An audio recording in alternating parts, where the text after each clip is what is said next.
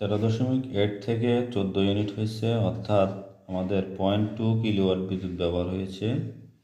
এখানে খরচটা বেরোবে ইউনিট রেট ইন্টু ব্যবহৃত কিলোওয়াট। আমাদের এক এক অঞ্চল ভেদে আমাদের ইউনিট রেট যেহেতু ভিন্ন হয়, তো আমার এখানে ইউনিট রেট ছিল 4 টাকা 63 পয়সা।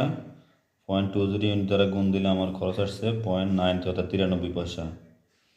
আর যাদের ইউনিট রেট হবে 6 টাকা তাদের হবে 1 টাকা 20 পয়সা, যাদের 7 টাকা তাদের হবে 1 টাকা 40 পয়সা, যাদের ইউনিট 10 টাকা করে তাদের হবে 2 টাকা। আর যার আরও বেশি যদি হয় তাহলে ওই রেটের সাথে আপনারা 0.20 গুণ দিলে আপনাদের ব্যবহৃত টাকার পরিমাণটা বের হবে।